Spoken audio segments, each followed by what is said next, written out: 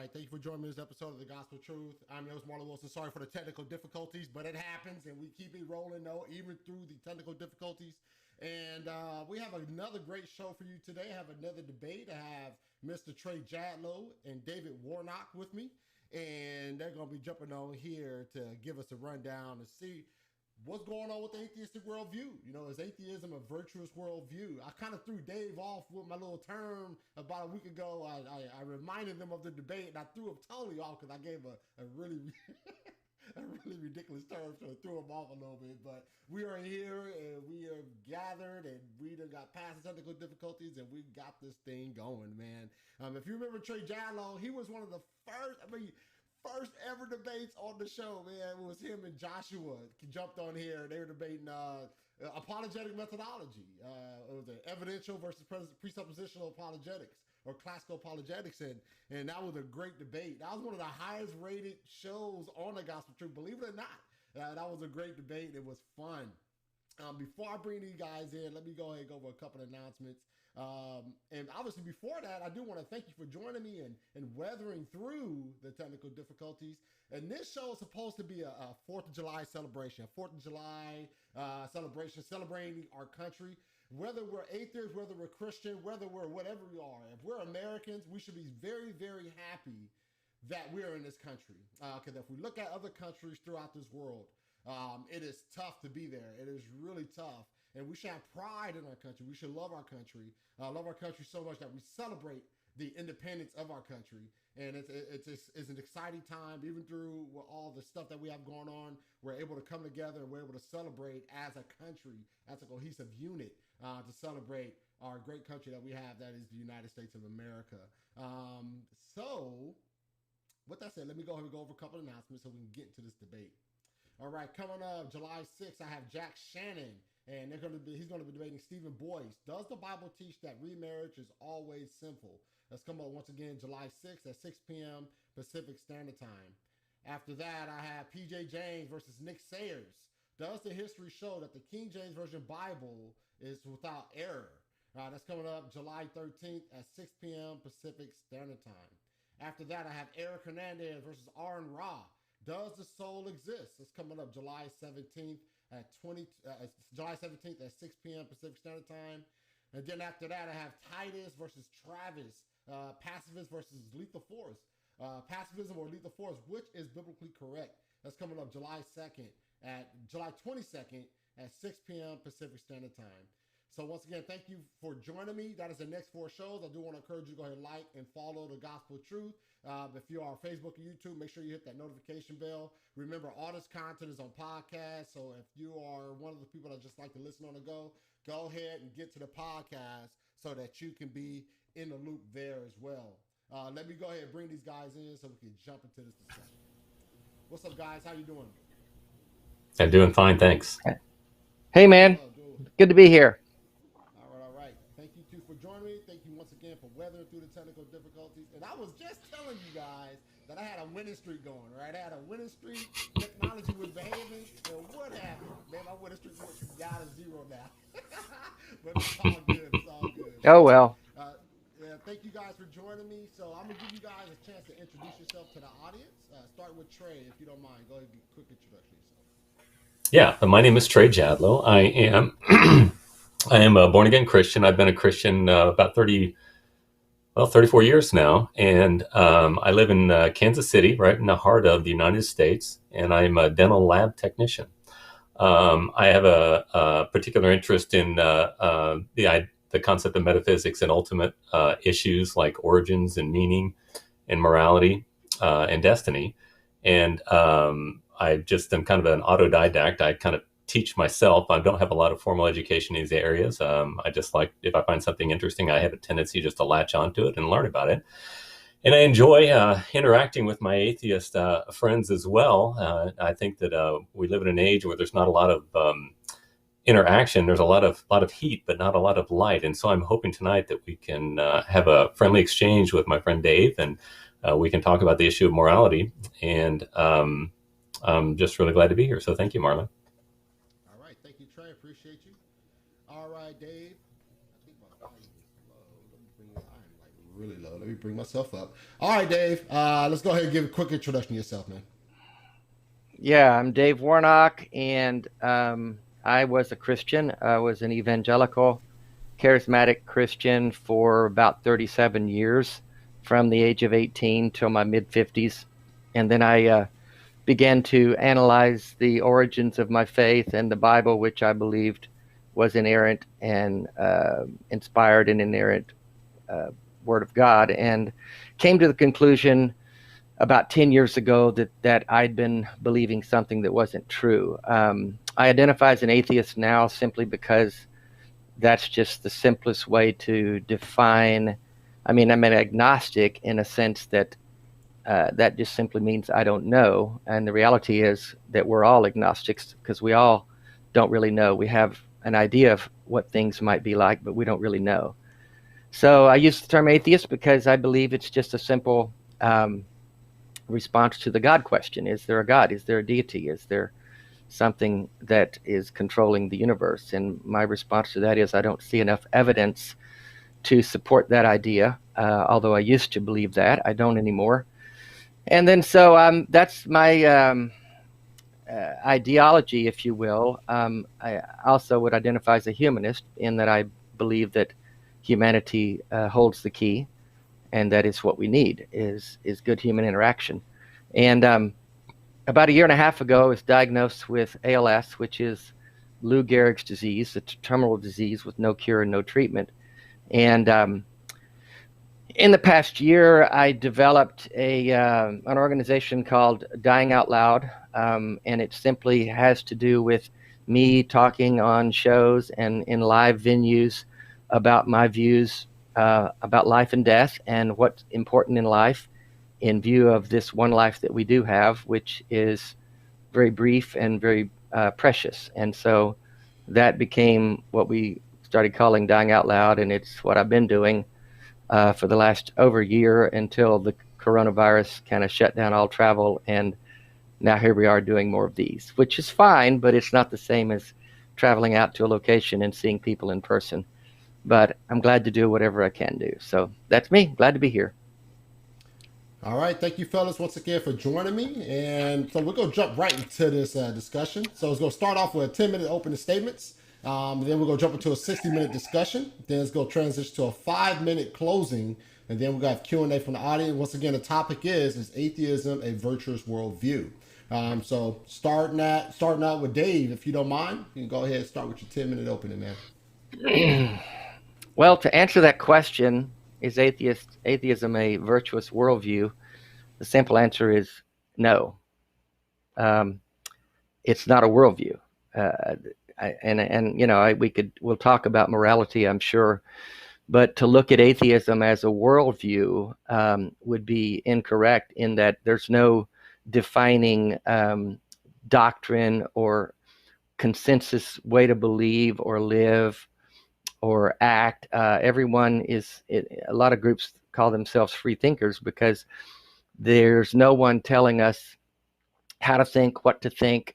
Here's what you have to do in order to be right with God or moral or whatever. And so to look at atheism as a worldview would be an incorrect position. It's simply the single response to the question of, is there a God? Do you believe in a God? And so atheism is this atheist, which says, no, I don't see enough evidence to support the idea that there's a God that's involved with human life and directing us and those sort of things. So if we get into, and this may be the shortest debate in the history of mankind for two reasons. One is I don't really think that like I said, atheism is not a worldview, so we have to divert the conversation a different direction, which I'm fine with. If we talk about morality and whether atheists can be moral and so on. Secondly, I'm not a debater, and so when you have somebody like Aaron Ra on, and he could eat my lunch in a debate. I'm just a regular guy, and I will be speaking from a position of what I believe is common sense and reason and logic, and so I don't know all the technical debate tactics. So Trey might be. And I'm not a huge fan of debates, to be honest with you, because I think that what happens is that my supporters will go and say, "Oh wow, Dave wiped the floor with that guy," and then Trey's people will say, "Oh, Trey just crushed that dude." So we kind of hear what we want to hear and see what we want to see for the most part. But I enjoy the conversation, and I think, like Trey said, as long as we're respectful and kind to one another, we can have an intelligent conversation, even though we're going to disagree on some major issues. I probably didn't need 10 minutes. So no problem, Dave. All right, Trey, you got it, man. You got it for 10 minutes, man. Thank you. I want to thank Marlon and the Gospel Truth for hosting this discussion, and thanks to Dave for kindly agreeing to interact. The age in which we live seems to be marked by a lot of vitriol and name-calling without much thoughtful interaction. So I'm grateful for this venue and this opportunity. The topic of debate this evening is atheism a virtuous worldview? It's interesting to me that Dave agreed to this topic because it places the burden of proof squarely in his corner. This is rather odd because atheism is merely a negative assertion about reality, which Dave stated. I'm often wont to say that it is exactly half a worldview, because it only asserts what is not without making a claim to what actually is. Atheism is devoid of positive imperatives regarding purpose or value. When the word virtuous is invoked, it necessarily entails purpose, for that which is virtuous is that which leads to the sanctity of existence. Merriam-Webster defines virtue as conformity to a standard of right, namely morality or moral excellence. Now, when we talk about morality, we're always invoking the standard of life or benefit to existence. Every law we make is centered around that which best produces flourishing and minimizes harm. Therefore, when discussing virtue, we're always referring to that which presupposes that life matters. Whether you're talking about human lives or kittens or protecting the planet from global warming, everything points to the goal of existence. This, however, presents a gaping problem for the atheist, for in his world, purpose does not exist. Both naturalism and scientism cannot account for the moral ought. This dilemma is known as Hume's guillotine, or the is-ought problem. Naturalism is a purposeless perspective, which has no teleological direction because the paradigm is wholly impersonal at base, and only persons can value things in a directional mode. Virtually all atheists will assert that there is a goal-directedness to our world via the individual. However, they can only say that it is a feeling they have without giving a rational justification or reason for their view. I've been challenging atheists for more than a decade now to demonstrate the reason for their moral code, and I have yet to get a coherent answer. If I ask them, does life matter? They will typically respond in the affirmative. If I say, why does it matter? They are always reduced to saying that they simply have a feeling that it does. If I ask if existence matters objectively, they will say no. So they believe that life matters to them, but it's not an objective fact, outside of their own fanciful imagination. My next question is, why do you see the need to make up a false reality to help you through life, rather than simply living according to what comports to reality? They have no answer. There's a reason why nobody ever thought of the genius of atheism throughout the entire history of mankind until the modern age. Most thoughtful historians will pin the paradigm shift which brought the current intellectual malaise of modernist thinking to the 18th century Enlightenment thought of David Hume and Immanuel Kant. Hume was an empiricist who rightly demonstrated that we cannot directly have certain knowledge of causal relationships. We have what are called customary relationships, which by experience we are used to certain things happening in relation to each other.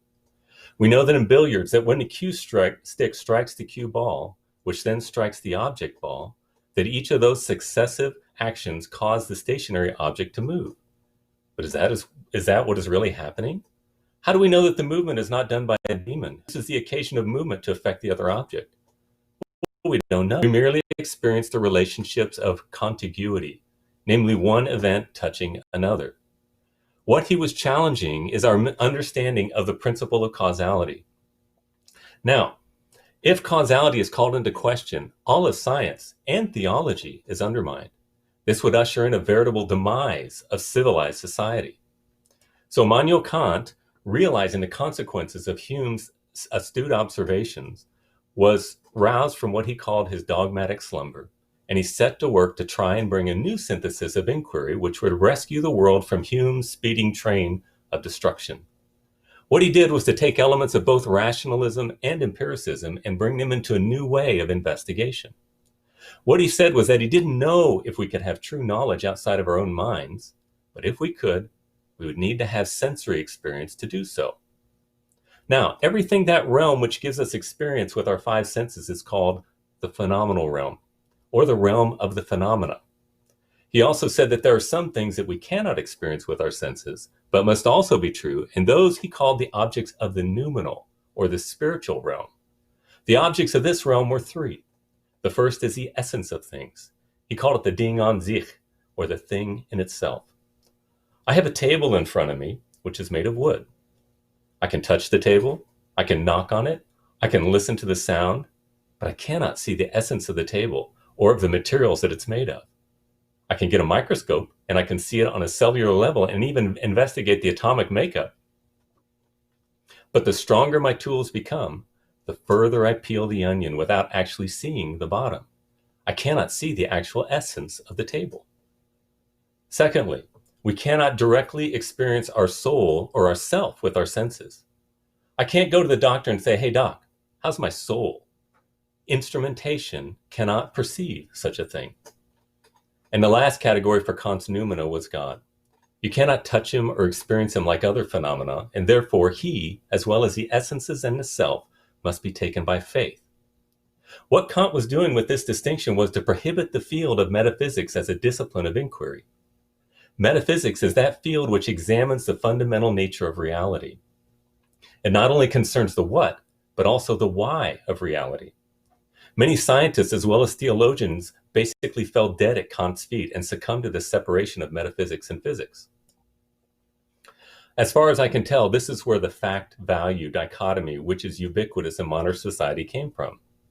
Facts are those things which can be tested empirically, and values, things like religion, ethics, and morality, are to be relegated to the personal preference category of faith. You can't really investigate it. It is my contention that we've been flying like a bird with one wing for the past 250 years. Great advancement has been made regarding scientific and technological innovation, as we've seen a veritable quantum leap in so many things which make modern life so much easier, from the amazing advances in electronics to the unimaginable benefits of modern medicine.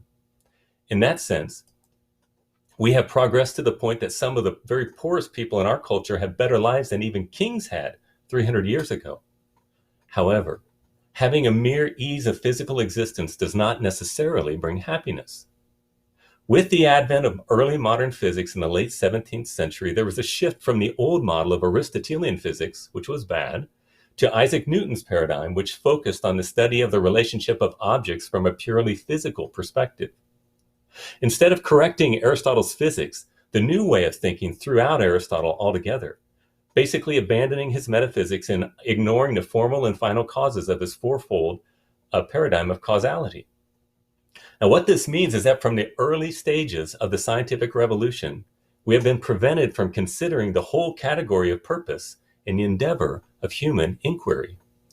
We've not been allowed to ask the why of life on an ongoing basis, because the entire category for the measurement of such has been removed.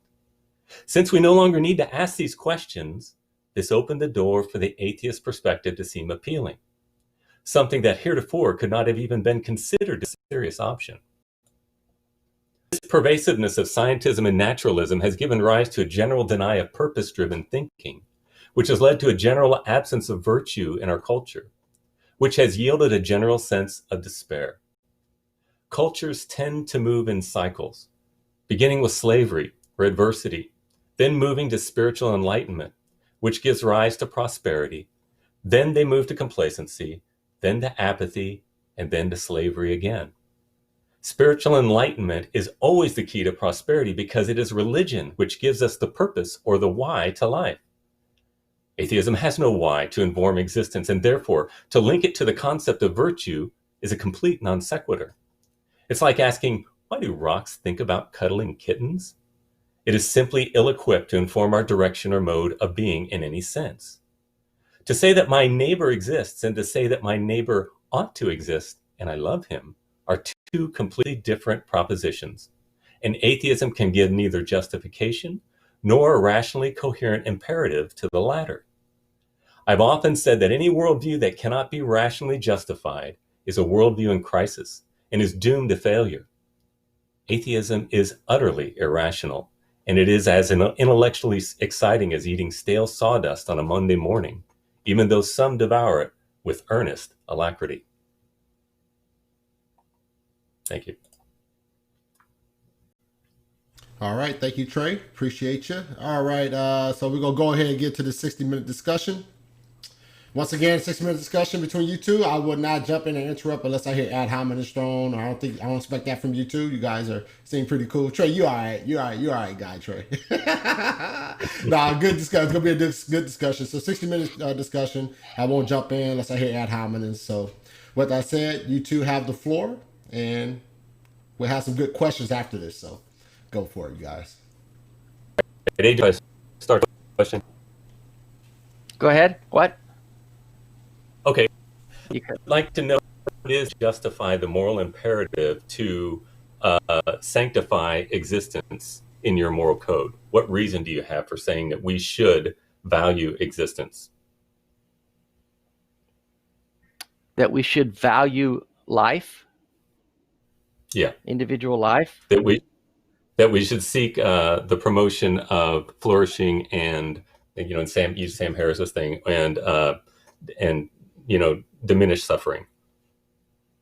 What reason do you have for that? Suffering by its definition is a negative experience. No one wants to suffer, whether it's physical, emotional, duress, physical pain, any kind of suffering. We call it that because it's a negative experience. So anything we can do as humans to diminish negative experiences for ourselves or for others is a positive thing. I do not need a divine directive in order to do that. It's within me to do that. There's kindness and generosity and goodness and love and compassion within me. I do not need a God, a deity to tell me do that and don't do this. So I think go ahead. No, you're fine. Well, I just think it's instinctive, and I think it's inbred within us, evolutionary. I don't see a God making those kinds of things make more sense. In fact, religion, because of its divisiveness, causes us to have more trouble in those areas because we're then competing. We have competing moral codes. One group says this is okay, another group says this is okay. Another group says you got to do this. Another group says you got to do that. We have several thousand, I didn't do the research, but several thousand denominations of just the Christian religion, not to mention the other ones around the world. So when you say religion gives us a moral code and causes us to be moral people, which religion would that be? Well, aren't you promoting a moral code? No, I'm not promoting a religion of any kind. I'm promoting no, I said a moral code. Everyone has their own moral code. Everyone has the ability to decide that within themselves, in the culture that they live in, the society that we exist in together, the people that we flow in life with, that moral code is developed because it helps us to live a more fulfilled and better life in conjunction with our fellow human beings. Okay, so your moral code is based upon your own feelings then?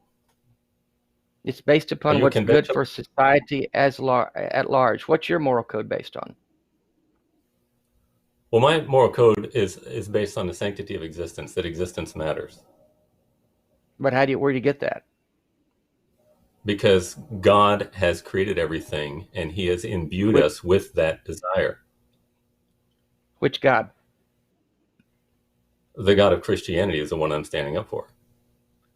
Why is that one more legitimate than the God of Judaism or the God of Hinduism or the God of the Muslim God? Why is your God the one that we're supposed to appeal to? Well, the God of Christianity is the God of Judaism. For that, The God of what? the God of Christianity is a Judeo-Christian tradition. So the God of Oh, I know Judaism that. is Yeah. God. But the Christian God is not the same as the Jewish God now, because if you're just strictly, in my understanding, and I came out of the tradition of evangelicalism and evangelical charismatic fundamentalism, which teaches that the Bible is inspired Word of God. It's the only source of truth. And if you go by that book, that guidebook, then Judaism, Jews who do not receive Jesus as their Savior are lost in their sins. Isn't that correct? Yes, and they would of course say that Jesus was not the Son of God, and so Right. they would make a distinction in that. But but the tradition is not divorced from the Judaic tradition. So it's called Judeo-Christian Oh, I tradition. know. I So know the foundations of it, but it doesn't make them right with God now, though, because Jesus came along and shifted everything in the Christian tradition. The Jews, who were God's chosen people, all of a sudden became on the outside looking in, because they then had to become converted to Christianity. So the Jewish well, they had to God, receive while Jesus it's as Messiah, right? right, the Jewish God that served them well for centuries, all of a sudden wasn't serving them well, because they needed to convert to the Christian No, God. There are two different no, gods the there. God didn't. No, God didn't change. Made the promise of a Messiah, did He not? Receive it is what I'm saying. Traditional Jewish people have not received Jesus as the Messiah. Wouldn't you agree? I'm sorry, you blanked out. They deny that he's the Messiah, unless you're a Messianic Jew. And neither had So the my pagans. point is, the Yeah. God, So yeah, we cut out the traditional Jew does not receive and accept.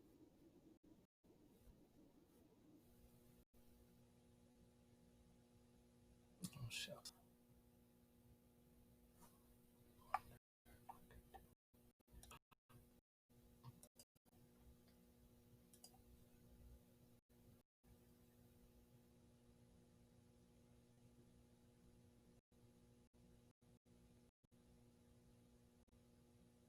Hello?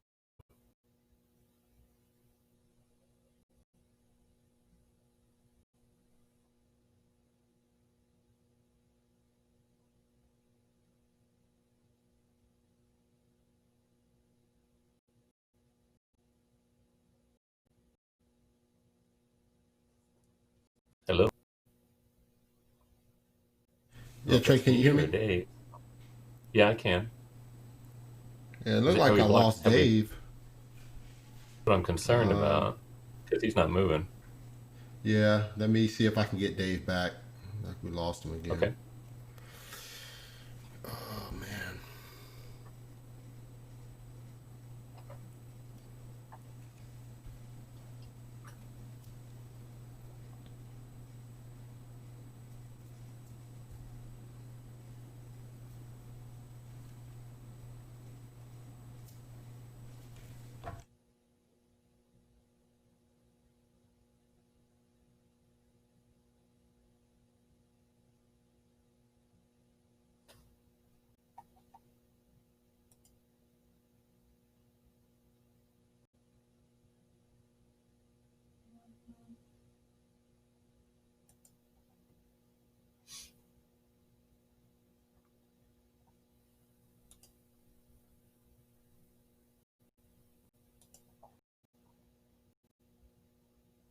Sorry about that, folks. It looked like I lost Dave. I'm trying to get Dave back. So if you guys could just be patient with me, trying to get Dave back.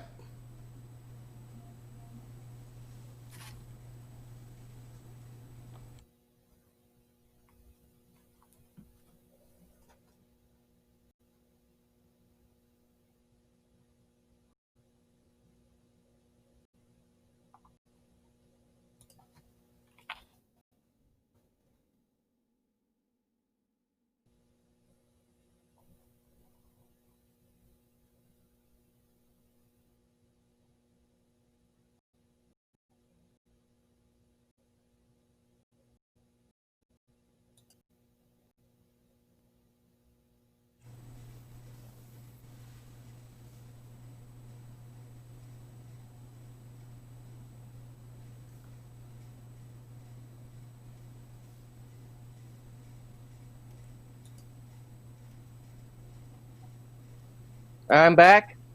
Yeah, you're back, Dave. Did I get frozen? Everything, Sorry. I don't know what it's happened. okay. Yeah. Okay. Well, I don't know. Where were we, Trey? We were talking about Judaism and how you were asserting that the God of Judaism is a different God, saying that Jews do not believe No, Jesus is yeah, Messiah. yeah. I know it's They the need same to. God. If you're looking at the Bible, it's Jehovah. I get that. I'm just saying the terms have shifted. The terms have changed because New Testament Christianity is way different than Old Testament Judaism. But my point How so? beyond that is because of the condition for salvation. The condition for salvation was always believing in the Messiah, Yeah, but wasn't it? okay. I think you're missing my point here, or I'm not saying it correctly. My point is, Okay. a Jew who does not receive Jesus as the Messiah at this point in life, according to Mhm. Christian doctrine, is not right with God and must be converted. Would you not agree? Yeah, it was the same as Abraham too. Wouldn't you agree? Yes. My point, again, all of this, my point was that you said that you are appealing to the Christian God because that's the one you happen to believe in. But Yes. that doesn't, why is that God more appropriate to believe in and adhere to than all the other gods in the world, present and past? Why is Well, that God the right one? we can go through each God if you want to. I just demonstrated that the God of the Jews is the same God. They don't receive Christ as Messiah, but they don't believe what the Scriptures say. So What okay, so about that Thor? stretches that one up. Okay, what are the attributes of Thor? I don't know. But is he the right God? Well, I don't know that he was, because he was passible. He was a Greek god, and he was not impassible. If God is to be self-existent, which is what he needs to be, then he has to be impassible, and he also has to be simple. Thor was not simple. Thor was passible. Thor was like a glorified human. Why does he So that have to doesn't be all make those any things? sense. Who made up those rules to define God?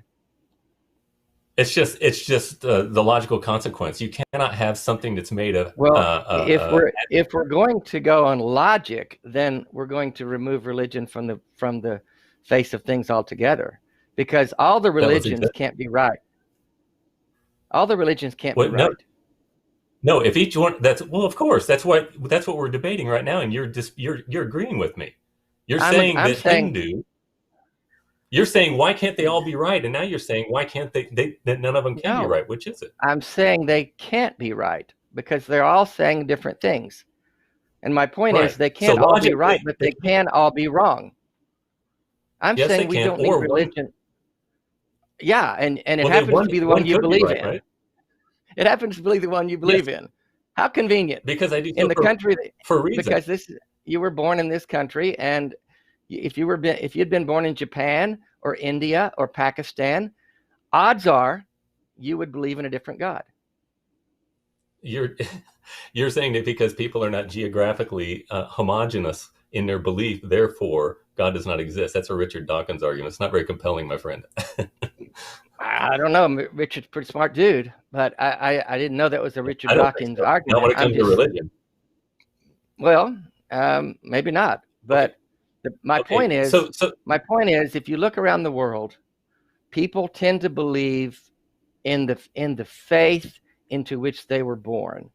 They believe in the faith into which they were born. If you were born in America, odds are you're going to be a Christian. If you're born in the South in America, odds are you're going to be a Baptist or a Pentecostal. I mean, it's just the nature of the world as we see it. And people, my Okay, but point is, Trey, myself included, most people don't sit down with all of the world religions lined up side by side and do an exhaustive investigation into each one of them and decide which one makes the most sense. Most of us simply join in with whatever it is that we happen to be raised up in or happens to be the culture within what we live. And that's just how the world looks. If you look at a map of the world and a map of world religions, I think you'll see that borne out. well, yeah, but I'm not most people, and I think that that we're living in an age of incredible religious ignorance among the body of Christ. But that doesn't necessarily mean that it's false. You see what I'm saying? Just It because you doesn't don't like necessarily it mean doesn't. it's true. It doesn't mean it's true. Well, I need you to refute me. Well, on what point? We're talking about morality, right? Yeah. Virtue. How do you justify the sanctity of existence from an atheist perspective, which is at the heart of your moral code? Well, Does I'm a guy existence objectively matter? yes. Oh, it does. I think So, existence matters because I'm alive and I like being no, alive. I'm And I'm not gonna. I'm not talking about your feelings. I'm talking about your reason.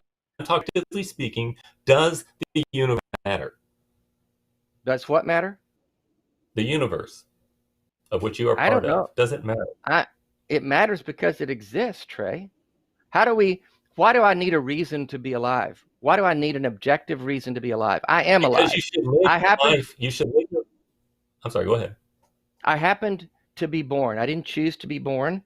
I didn't choose into which family I would be born or where I would be living when I was born. I was just born, and it was not of my choosing. But now that I'm alive, then my job or my goal or my purpose, which you said we don't have as atheists, my purpose is to get everything I can out of this life, because we know that this life is the one life we have. Now, you probably think that there's a life beyond this one. I used to think that, but I don't anymore. I believe that this life is the one that we know we have.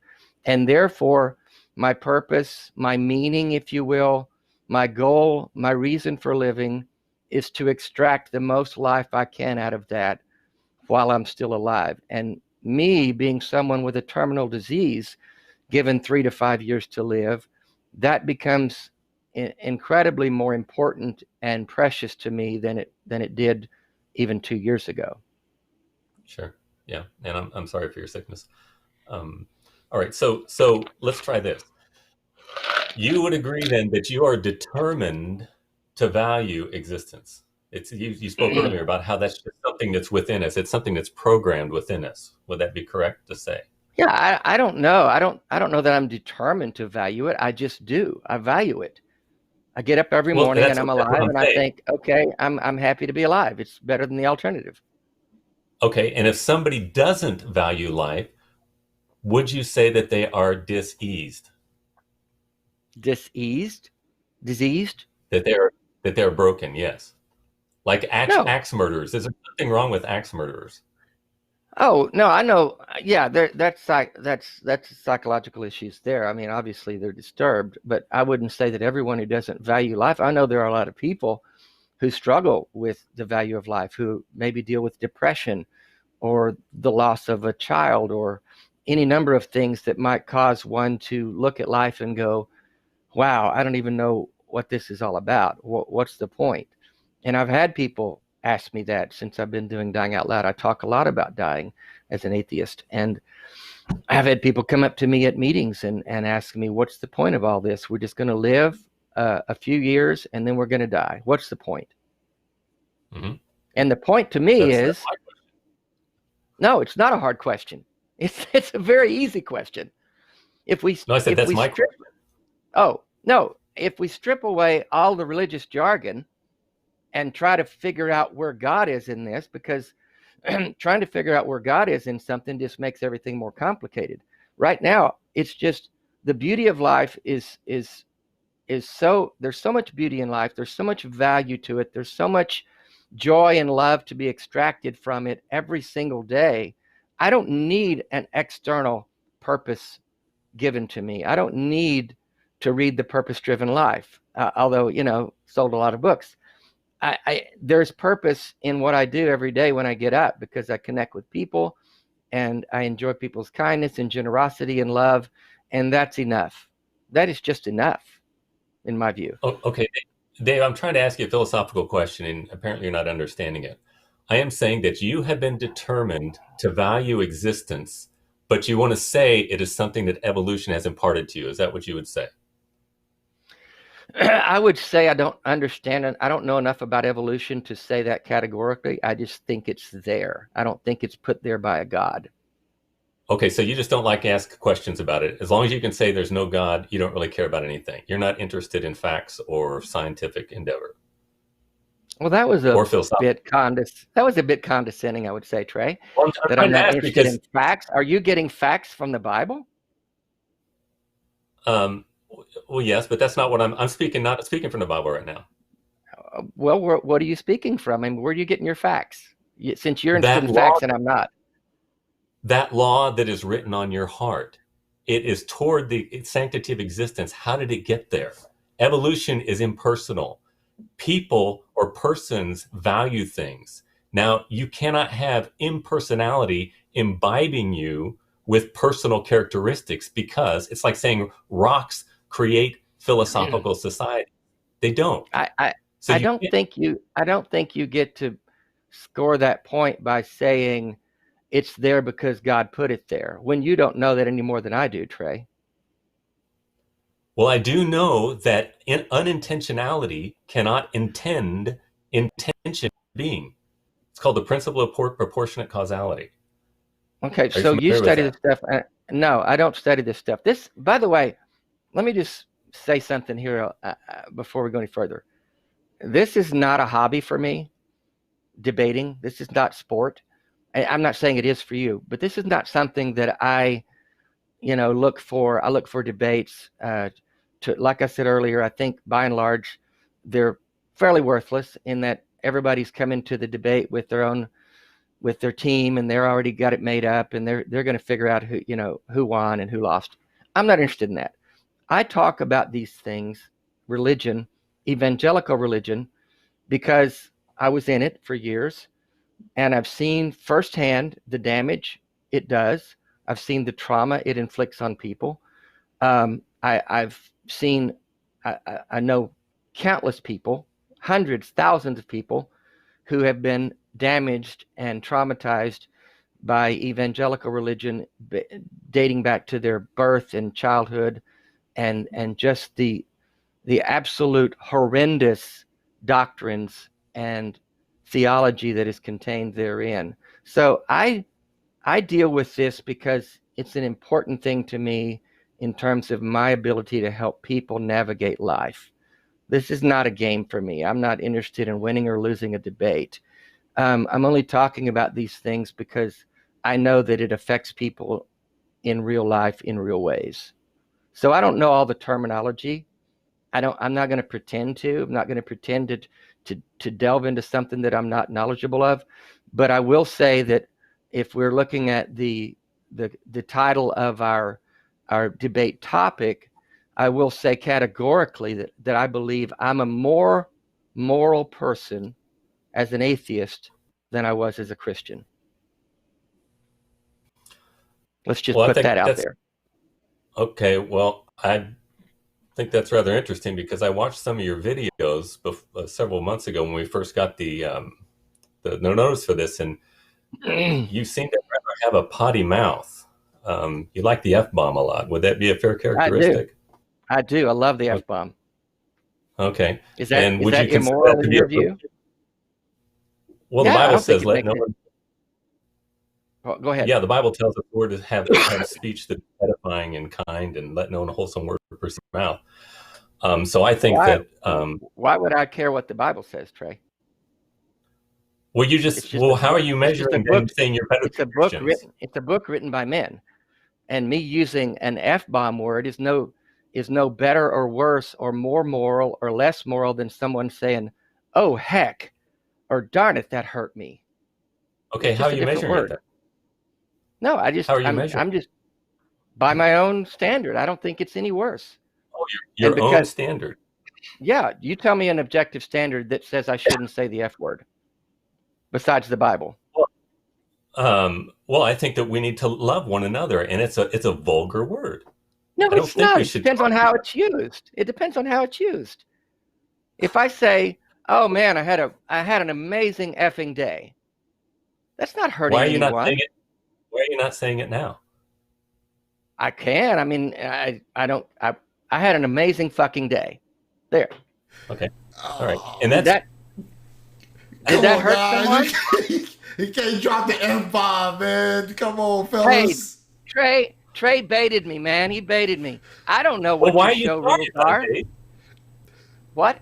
Okay, well, yeah, those are not the show rules, but I'm just making my point. Dave, you know that if you have a moral standard that you set up for yourself that you like to live You're by. saying that I'm not moral because I dropped the F-bomb? Seriously? I'm asking you a question. Do you have a standard that you want to live by? Yeah. Treat other people with kindness and respect. Love people. Be generous. Be compassionate. Be empathetic. Treat people like you would like to be treated. That's easy. It has nothing to do with the words I say. Okay, do you Now, fail yeah, I that could standard? all the time. Oh, so you don't even keep the standard that you say that you're supposed to have? Oh, do you? No, You I never don't. sin? But Okay, what's the difference? no, I do sin. But when I became born again, everything changed for me. My sins now are nothing of what they were before. And as I longer walk with Christ, I become more and more holy. There's no there is no comparison But you still to the fail way I your own was. standard. You still fail at your own efforts to live up to your own standard. Correct? But I have a covering. Oh, you get to I have pray and receive Jesus' forgiveness, and you have a get out of jail free card. Not a get out of jail free card. Jesus has given me that promise that He atoned for my sins on the cross, and if I confess them, I can be forgiven. There's no difference in that, Trey. I don't need a covering. If I make a mistake, if I do something that I would told me you sinned. No, I didn't say I sinned. I said you sin. I don't believe in sin. I believe that's a religious you told word. Me you don't. You said you don't meet the standard that you have for yourself. I didn't call that sin, Trey. What would you call it? Making a mistake, doing something I would rather have not done. I wish I hadn't lost my temper. And when I do recognize that, to whoever I lost it to and whoever was harmed by that, I apologize and I say, you know what, I'm sorry. I shouldn't have done that. I want to do better next time. That's it. I don't need an atonement. I don't need some savior to bleed for me. I don't need that. Well, yeah, you do need it, because if there is such a thing as justice, then what must be a moral lawgiver who must set things right in the end. Why? Why did Jesus need to die? Why is God infatuated with blood sacrifice? He's not infatuated with blood sacrifice. He's infatuated with His own glory, which is holiness. Don't you think it's good to be holy? Define holy. Not breaking the rules that you know are right and wrong. Like you said, have compassion, to value existence. Every one of us have a standard that we want to live to, and every one of us, because we're human, because we're faulty, don't always live up to that standard. It's called the human condition. Has nothing to do with sin and redemption and atonement and blood sacrifice. You've already spoke of sin and redemption, even your own self. You don't like those words, but you say when you sin, you need redemption. You need to go and make it right. Do you not? I did not use those words, Trey. I did not use the word sin and redemption in reference to me. In reference to you, that's called the word concept policy. It's what? The concepts. You described the concepts, although you didn't use the words. You used the exact same concept that I use. And then you said, well, I didn't use those words. Well, it doesn't matter. Okay, it doesn't matter, except you go to a savior to absolve you of your sins, and I just do it within myself because I have the ability within my humanity to correct myself and to be a better person. But that law within you, oh, yes, I do agree that you have the law written within you. The 10 Commandments are written on your heart, and you break them and you feel bad. And I don't think we want to go to the 10 make Commandments. I don't think we want to. Why? Got a problem with the 10 Commandments. If we're talking about morality. You have a problem with the 10 Commandments? Oh, yeah, big problem. Go ahead. Okay, tell me. Why would God, when he's writing out his top 10, and he's going to put the top 10 things he wants people to live by, a moral code, so to speak. Why would he be more interested in graven images than he would be in people not owning one another? People not owning one another. Slavery. You said you were an evangelical for, what did you say, 35 years or something like that? Okay. And what is the fundamental foundation of the law and the prophets, according to Jesus? Oh, the Ten Commandments and the biblical law, the Judaic law. No. Jesus said the law and the prophets are based on 2 commandments. Do you know what they are? Yeah, love the Lord God as yourself and love your neighbor as yourself. Right. But why do we need the Ten Commandments then? Why do we want to put them in every courthouse in the land? Okay. Every time we look at the 10 commandments, we are interpreting it with the idea of love of God first, and then love of our neighbor second. Then why didn't he just have two commandments? That's all he needed. Well, that is the sum of the 10 commandments, so that we're not allowed to have any even the 10 commandments is a summary of God's moral law. It's not the whole moral law. Well, which 10 commandments are we going at? Because the Old Testament lists 2 of them. We're going to boil. We can't boil a goat. We can't boil a goat in its mother's milk. That's in the second version of the 10 Commandments. Where is that at? Numbers. The 10 Commandments are not in Numbers. Yeah, it's one of the Pentateuch. I believe it's Numbers. It might be Leviticus, but the second 10 Commandment. Look it up. Just do a search on the 2 versions of the 10 Commandments. I'm a little shocked that you don't realize there are 2 versions in the Old Testament. Well, I know there was a recapitulation of them in Deuteronomy 5 from Exodus 20. Is that what you're referring to? No, they're not the same 10. It's a different group. And the second one talks about boiling a kid in its mother's milk? Boiling a goat in its mother's milk. You can't do that, Trey. That's a sin against God. He's pretty serious about that. That's not one of the 10 Commandments. Yes, look it up. We won't go into it tonight, but just do a Google search for the two versions of the 10 Commandments, and you'll see it. Boiling a kid in its mother's milk is a part of the moral law. Are you familiar with the tripartite distinctions? Let's go back. Go back to the question I raised about the 10 Commandments. And God had as one of the top 10, thou shalt have no graven images. He did not have as one of the top 10, you shall not own another human. Oh my Tell me the morality in that. We just talked about this. No. You're to love God.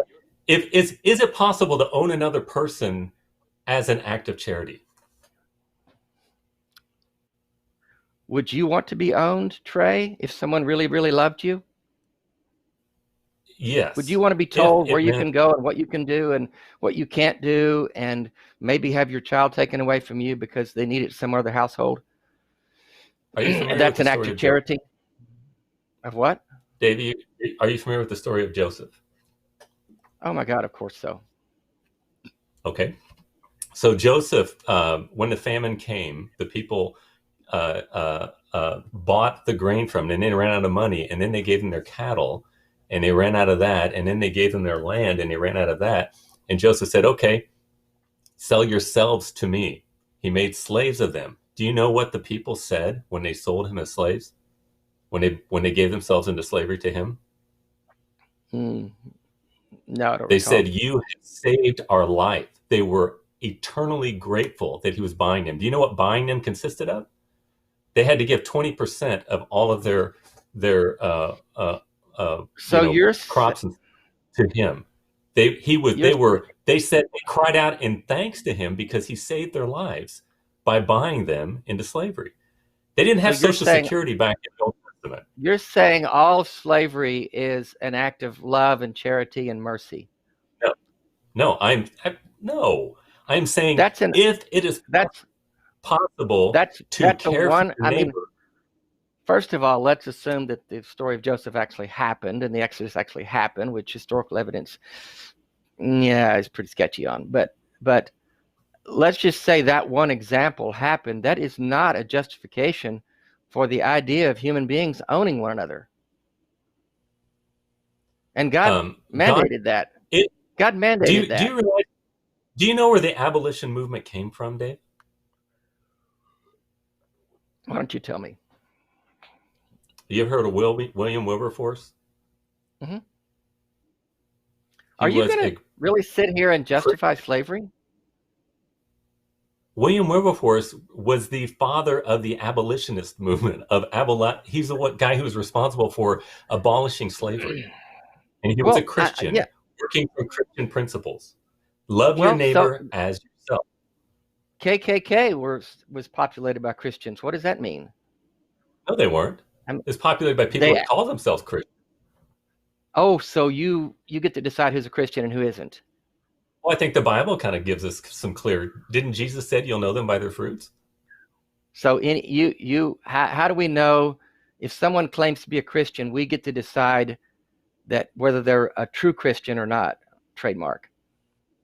Well, we are to judge their fruits, and Paul said in 1 Corinthians, I think it's 5, cast out those who call themselves Christians but do not live a holy life. Yes, it's not our permission; it's our duty to judge people according to their lives, whether they're Christian. Once again, I will say that the Ten Commandments, just to me, is a crock, because if God is going to take the trouble to highlight his top 10 commandments for how to live with one another, not owning each other should be high on the list, maybe number one, and it's not on the list at all. Didn't even make the list.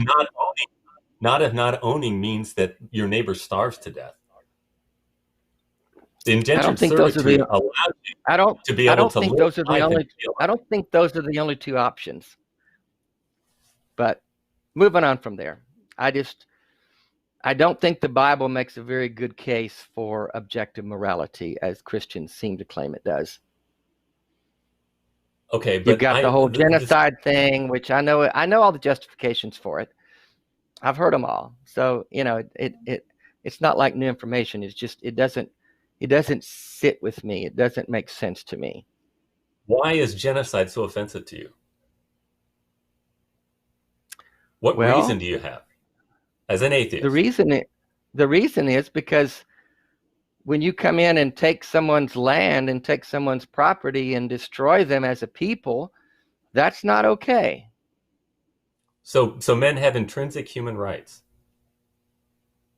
I don't see why not. Do you think the Native Americans in this land? Do you think the Native Americans in this land were treated fairly? No, I don't. According to God's law, they were not. According to what law? But what law are you appealing to say that they have a right to the land? I'm not appealing to any law. I'm appealing to common sense and goodness. I'm not complaining. I'm just saying but your common sense. I'm sorry? Dave, your common sense is not based in logic. Your common sense is based in emotion. That's what this whole conversation. I'm trying to get you to apply logic, and you won't do it. All you say is, I have this feeling inside of me, but I don't have a reason for it. I never said I have this feeling inside of me, Trey. In fact, I'm well, pretty that's all good you're with saying. words. You're saying. No, I'm not. Tell me what feeling I'm appealing to. You're appealing to an objective moral law. Yes. No, I can see that it does. It matters to me, and it matters to the people I know. But does your life matter outside of yourself objectively? It matters to people who know me. Okay, but why? As far as I know. My question is, where did it come from? How does that instantiate in you? Okay. How does what? And that's why I say you have that feeling that it matters, but you really know objectively your life really doesn't matter. You're going to die. You're just going to disappear, and that's it. And so are you, Trey. You just have a different feeling about that. You have a set of beliefs. No, I'm the one who reasons here. You're the one who's just being all about feelings, my friend. You keep putting the word feelings in my mouth, and I'm not saying that, Trey. So I'm not going to accept that. What reason do you have to justify? What is your reason? What is your reason? Since you're all about your reason for living, tell me what yours is. I am a purposeful creature because I was created by a purposeful God who imbued me with that purpose. That How do you goal. know that? I'm toward the goal of existence. How do you know this? I can even from my own experience, I know that I have it. By looking at Dave Warnock, I know that you are imbued with the value of existence. So I'm using. You said my own experience. Which my is the own same as rational feeling, experience. Trey. No, okay, why is it different mind. than feeling? No, your mind, feeling, emotions, it's all the same, Trey. You're equivocating and you're using words. You think that you've been given this divine purpose for life, and you only think that because you feel that your faith is the correct one. Nope. I do not feel And that. you don't have any way, to show me completely objectively that you know that your faith is the correct faith and everyone else is wrong except the way you see it. That's just your feeling, Trey. No, it's not. I've been trying to explain every bit of it from a rational perspective this entire time. And you have just basically said, I'm going to deflect that and just say, well, I feel it. I feel this moral law within me. I've not said that. What is your rational explanation for your purpose for living? My purpose for living is that there is a God who created the universe. I know that I'm not self-existent. How do you know? And how do you know it's your God? The Christian God. If I start explaining it to you, you just have a belief system that undergirds it. Okay. Go ahead. If I try to explain it to you, you'll say, well, I don't know all that terminology and I don't really care about winning debates and I just want to have a conversation and tell people how important their lives are. I can't explain it to you logically because you won't go there. Let's try it this. All right. Let's imagine something. All right. If something exists now, something exists necessarily. It's a modus ponens argument is what it's called. And if you have an effect, you've got to have it relate to the cause. Okay. Would you say that you yourself are a self-existent being, or are you dependent being? Are you self-existent or are you dependent? So you don't need anything else to exist? Yeah. I don't need a God. I need food and water and things to exist. Okay, so you're dependent in your existence, right? I need substance. Yeah, I need substance. I need sustenance. Okay. As we all do. So you're dependent in your existence. Yeah. All right. Yeah. Now, is the entire universe dependent existence? Because dependence is if something changes, it's dependent. Because when it changes, it's dependent on whatever enacted the change. Is a universe all made up of dependent things? I don't know. I don't pretend to know that.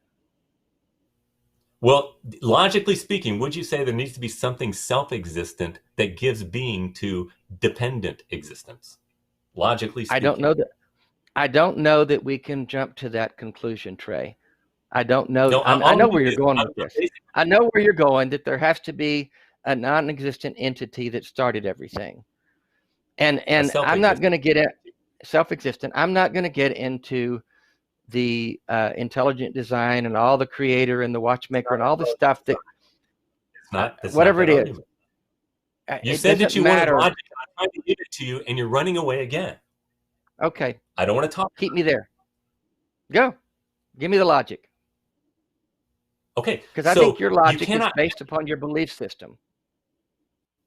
Yeah, I know that's what you impose on me, but you won't listen to what I'm saying. That's the problem. You need to listen and interact with what I'm saying.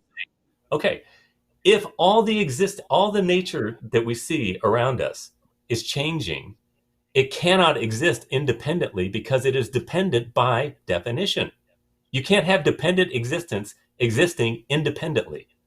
And that goes back to you, most importantly, you're the inquirer. I don't care if you're the only thing that exists and I'm an illusion. It doesn't really matter. You know yourself that you are dependent and you cannot exist independently. Therefore, there must be another entity that gives you your being, even at this very moment. Okay, who is that? What is that? It must be God, the self-existent being. Which God, Trey? The God of Christianity. God. Why that one? You tell me an alternative, and I'll tell you why it's wrong. I don't need an alternative. I'm just saying why you've landed on that one. Okay, do you agree that contingent being or dependent being cannot exist independently? No, I don't agree with that at all. So dependent being can live independently? Yeah. Okay, do you realize that's a violation of contradiction? I don't know what it is, Trey, but I'm not going to say to you that, yeah, we have to have an outside source that gives us life. I don't agree with that. Okay, so you're saying that the dependent existence can exist independently. Trey, you keep trying to get me to say things that I don't want to say, and you're trying to use terminology that I'm not familiar with, I'm just not going to do it. I'm not going to go down that road with you. And you can call it illogical all you want. You're trying to make arguments. Pardon me?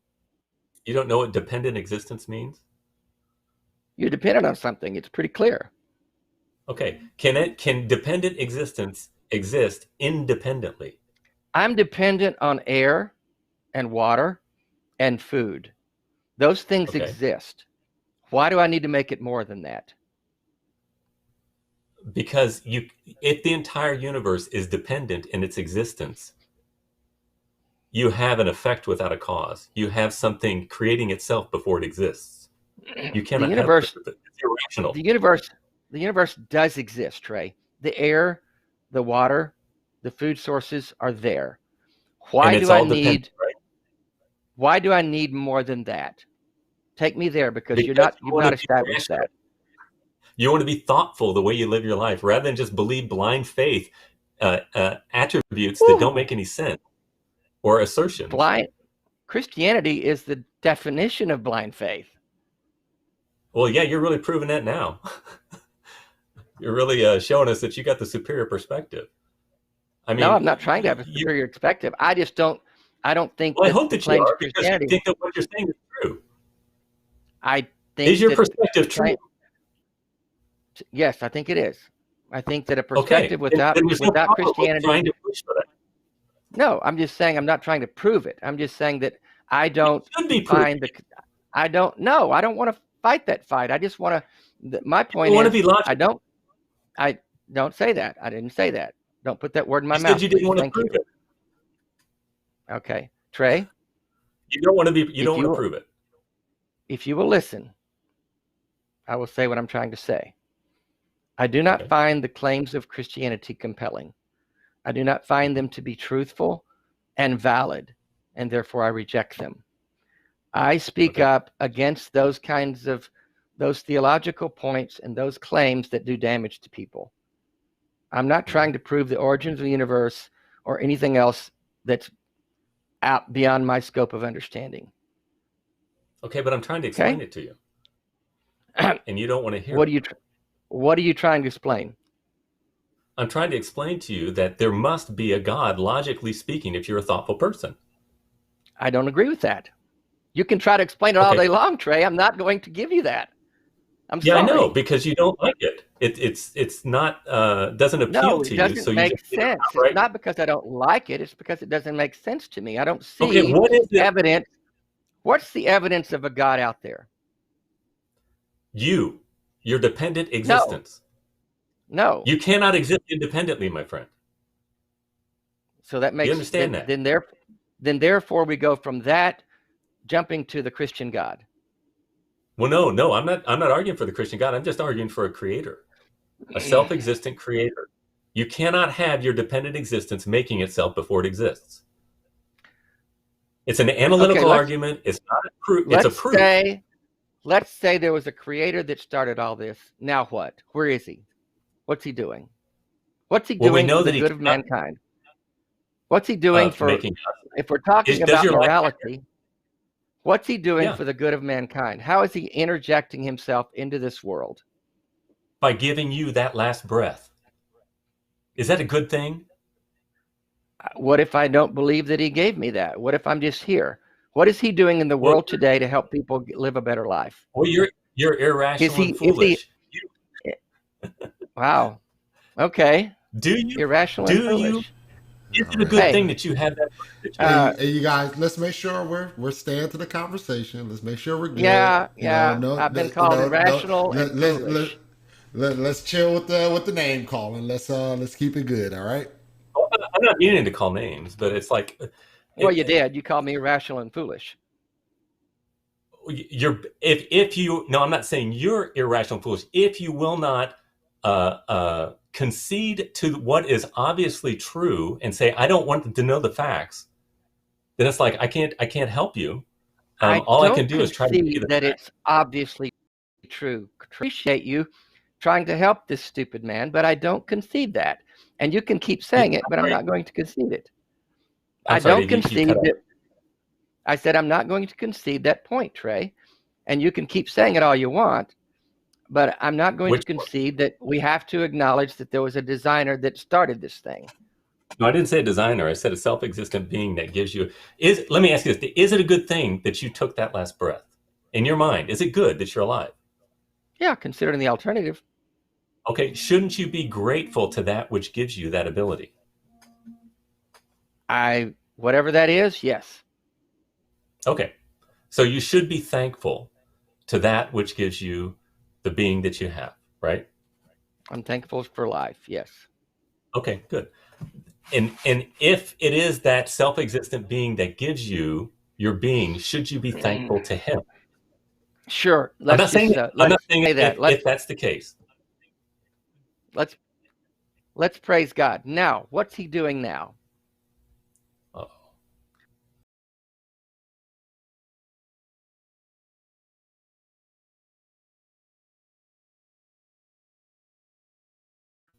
And she's 6 years old, and she's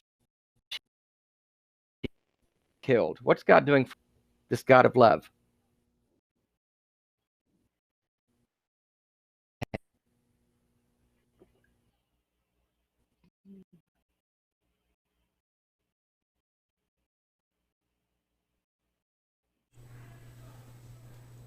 Are we frozen? Yeah, it looked like we lost Trey now. Trey, you there? I think we're frozen. Trey, are you there? Trey, you there? Hello? Anybody there? Yeah, it's coming in and out. It cut in and out just now. Trey, you there? I think we're back Dave, now. you there? It's like it's just cutting in and out. Hold on.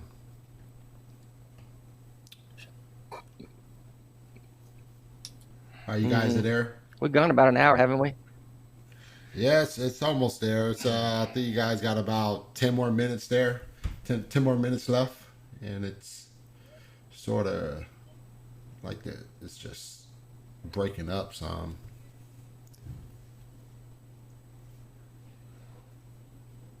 Yeah. Okay. Aspects of things.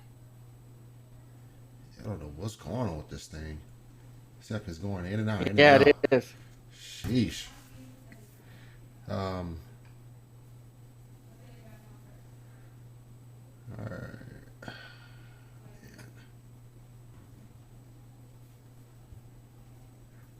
Like it's going in and out. Then I lost Trey again. I'm losing you guys again.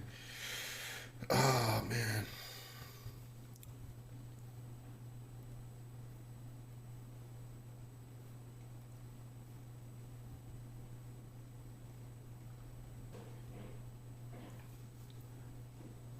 Frozen up on my end.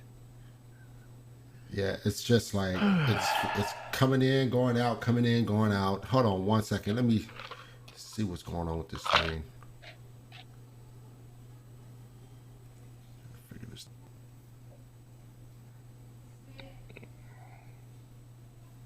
Yeah, this thing is not behaving right now. And I lost Trey again.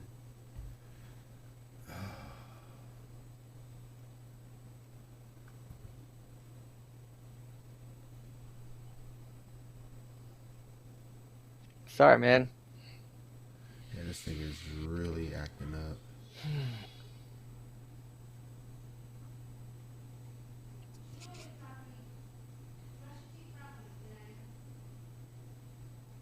Yeah, I don't know what's wrong with this thing. It's not behaving well. That's technology's frustrating, isn't it? Oh, it's incredibly frustrating. This thing is just.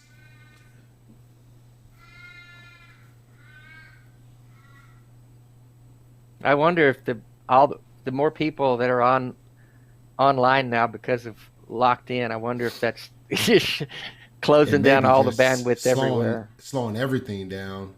But it could be. I mean, people are on doing Zoom meetings and everything. Yeah, it's probably just so backed up. Yeah. Let me see. This thing is. 'Cause, yeah, it's probably just so backed up. Yeah. Let me see. This thing is. 'Cause, yeah, it's probably just so backed up. Yeah. Let me see. This thing is. 'Cause, yeah, it's probably just so backed up. Yeah. Let me see. This thing is. I'm going to run to the bathroom real quick. Okay. I totally lost Trey.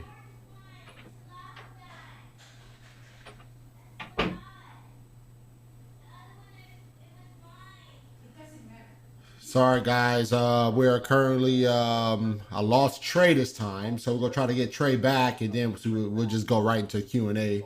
So if you guys will be patient with me real quick, we'll go right into the Q&A once we get Trey back. It seems to be behaving badly.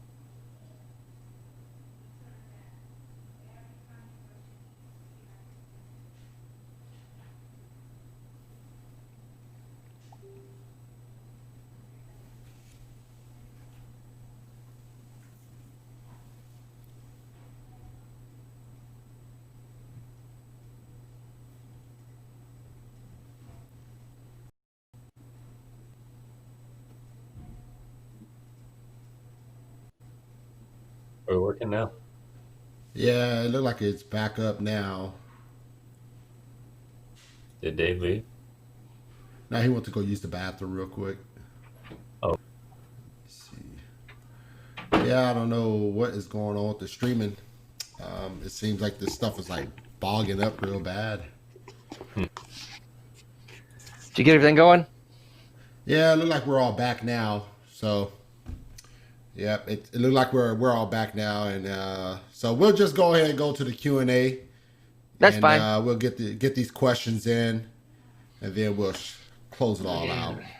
Alrighty. All right. So, Dave, this question's for you. Yes. You should see it pop up on the bottom of the screen there. Oh. Oh, All I got it. Yeah. It says, question for Dave. Ultimately speaking, why should we not treat kids with special needs the same way we treat animals from your worldview if we're just bags of evolved stardust? Well, I think we should treat kids and animals with respect and dignity and value life. So I'm not sure why we would treat animals poorly to begin with. In fact, I have more compassion and kindness toward animals as an atheist than I even did as a Christian, because as a Christian I viewed us as the dominant species, and we were to subdue and displace them and eat them and all those things. So I don't think we should treat animals poorly or kids poorly. What are your thoughts, Trey? Well, I think that what the questioner is asking is what rationale from an atheistic perspective. This has been my question this whole conversation, and I love you, Dave, but you haven't answered the question. You're just saying, well, it's just the way it is. I feel this way. I missed a big part of that because it cut out. Oh, sorry. I was just saying that this whole conversation has been about my challenging you to give a reason. This is what the questioner is asking. You give us a reason from the atheist perspective why we should care for children above animals. And basically, you're just saying, well, I just have this feeling within me. And you don't like that word, but I don't know what else to call it. It's because atheism says that life doesn't matter. I mean, that's just the way it is. There's no purpose to life. But you say you have this purpose. Atheism does not say life doesn't matter. That's just completely false. I'm an atheist, and life matters. I'm an atheist with a terminal illness, so I guarantee you life matters to me. Yeah, and to you, but I'm saying objectively speaking, is there a big picture plan for existence? Yeah. Life matters to everyone who's alive. I don't know why we have to assign some divine objective moral code to it. That's your thing that you've done. That's not what life has done. But you're imposing a moral code, your moral code, right? I'm sorry? Aren't you imposing your moral code? I have a moral code that I live by. Yeah. And you think I'm other not people should live imposing it by on. it? No, I'm not imposing that on anyone. If this questioner wants to treat kids with special needs in a poor way, then that's her right to do so. I would disagree with that. I don't think that's the kind, loving thing to do, but that's just me feeling that. Yeah. So if that's a feeling, then that's my Hitler had a feeling. right. Hitler had a right to live the way that he wanted to, in your view. No, I didn't You say just that at all. disagree. Well, you Pardon? just said you said that each person has their own moral view and they have a right. Oh, I'm to saying Natalie can treat kids with special needs poorly. I think it would be wrong to do so, and I think she would suffer the consequences of that. I which think would be what? people in her worldview would look very poorly at her and try to Okay. stop her from doing that. And do you support that? Support what? People coming at her for being unkind to special needs kids. I would come at her for that. Yes. Okay, so you impose your view upon other people. No, I would try to protect the vulnerable, which a special Right. needs child would be vulnerable. I'm And not so imposing it. I'm saying you're I disagree imposing your with view that. on Natalie, right? Oh my God. I guess so. Okay. Trey. That's all I I'm guess saying. so. Yeah. Okay. And you don't have a reason for that. It's just that you want to impose No. your power over her. That's right. Because I'm a power hungry atheist. I just want everyone to live like me. See, that's not how we live. That's how Christians live. We're not. All going I'm asking door to for, door Dave, is trying you to to give a convert reason. people. Why were you trying to convert her to treat children right, and you're willing to throw her in jail for that? Your reason is the only reason you have is because you believe God has told you so. I believe that God has empowered and given you those 10 commandments are written on your heart. And you know that you should love your neighbor as yourself because God has given it to you. Yes. I don't want But you don't give a reason for it. You just say it's just there. the Ten Commandments on my heart. I don't want grits on. You don't want to love your neighbor as yourself? Oh, shucks.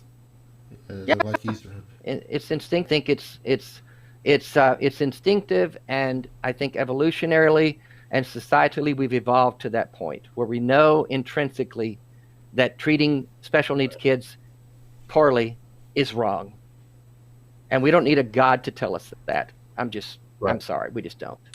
Right. And so evolution cares about. So evolution I cares care. and it gives its feelings to us. I know, but you're I saying can't- evolution gave you that. I can't speak for evolution. I can speak for me, and I care. You just did speak for evolution. You said evolution gave it to us. I Didn't think you? we evolved to the point where we understand things like this. Okay. What we was the treat each other mechanism that right gave us because those feelings? We treat each other right because society develops, and we learn how to coexist in society with people around us so that we're better off culturally and societally. And so I guess- evolution has the goal. I'm sorry, go ahead, Mark. If I could step in here, I guess my confusion is that, okay, from the atheistic position, how is that justified? How is it justified that someone with special needs is valuable, if that makes sense? How is that justified? Like, okay, so we're making statements, right? We're saying like this person is valuable. Obviously, for the Christian worldview, we would say that that person is valuable because God has given that person intrinsic value, because that person is made in the image of God. So, Dave, from the atheistic position, why is that person valuable? Not just simply, yes, he or she is valuable, but why is that person valuable? I think the person is valuable because they exist, and that they know that they have value, and that they have a will to live. They have a will to be healthy, to thrive. And if we don't support that, then we're not supporting those who are most vulnerable among us. I don't think that we need an outside entity to give us value and meaning. I just don't. But if we create our own value, what okay, so what makes someone more valuable than next? Is there a plateau standard that everybody is 100% valuable on the same plane, or is there a plateau? Is there a gauge or something that dictates how valuable someone is? Like levels of value among humans, Yeah. among life? No, I Mm-hmm. don't think there's levels of value. Why would that be a thing? That doesn't make any sense. Okay. What do you think, Trey? Um, I'm just I haven't heard a reason yet as to why. He just basically said that's just the way it is. We value because we value. There's no reason or justification for it. It's just you don't like me saying you have a feeling, but I don't know what else to call it because you don't have a Why reason do, for it. why does there need to be a reason, Trey? Because we should be reasonable people, No, don't you think? yeah, logical, reasonable people, and I think common sense dictates to me and to us that all life is valuable. We don't need some Okay. How outside do you justify that reason. common sense? Where does the common sense come from? And don't say evolution did, because evolution doesn't give personal attributes. It's a mechanism that is it's called an efficient cause. It has no efficient cause. It has no purpose or goal to it. I think I said It can't impart that. that cut out. I didn't get that.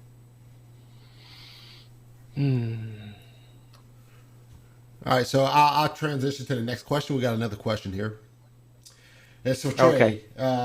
well, it's a statement more or less. A question. It says Trey admits to sin, but says he is saved by Jesus' sacrifice, and he gets holier while is walking with Jesus. So Trey is putting himself at a higher level, holier than thou.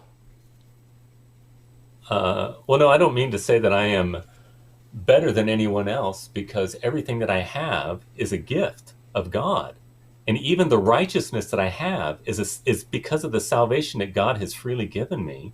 It's not because the very fact that I am saved is because I admit that I cannot save myself. I'm not good enough. I don't have what it takes. And so I come before God and say, God, I am a sinner. I can't save myself. Save me, Jesus. And so Jesus is the only good that's within me. So it's not that I'm better than anyone else. It's because Christ has saved and has regenerated me and given me the Holy Spirit. It's not my goodness. Not at all. You have any thoughts on that, Dave? Any thoughts? Well, yeah, I do. I don't think Jesus ever saved anyone or made anyone better. I think we make ourselves better. I think we do the best we can until we know better, and then when we know better, we do better. Maya Angelou said that.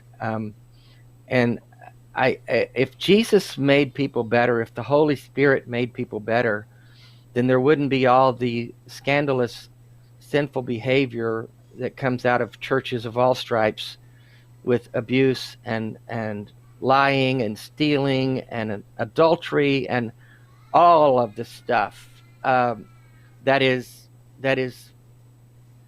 current and active within people of faith who would claim that the Holy Spirit has saved them and is making them better and is sanctifying them. I don't see any evidence to that fact at all. Would you agree, Dave, that there are people that claim to be Christians and they are really not? I think we don't get to decide who is and who isn't. I think that's a mental position to adopt is and what we typically do.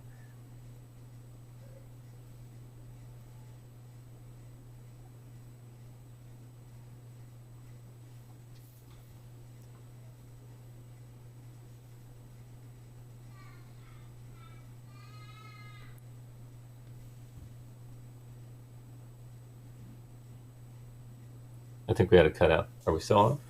Yeah, this thing is just misbehaving like crazy. Yeah, it looked like Dave cut out, Dave failed. So this thing is really misbehaving.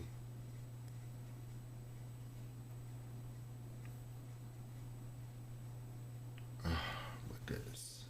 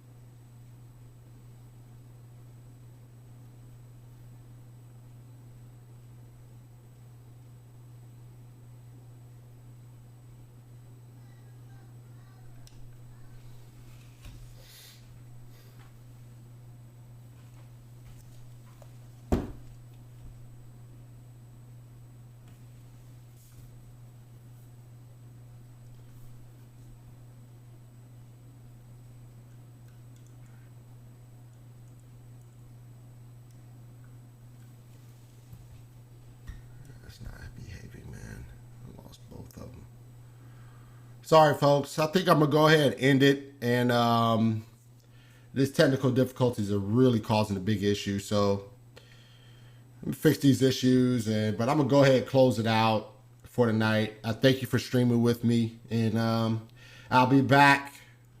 I'll be back at you here in a couple of days. I'll be back with you. And we'll be having, I believe, Stephen Boyce and Jack Shannon on. They've been debating, does the Bible teach that remarriage is always sinful? So we're going to be back at you July 6th. So be on the lookout for that debate.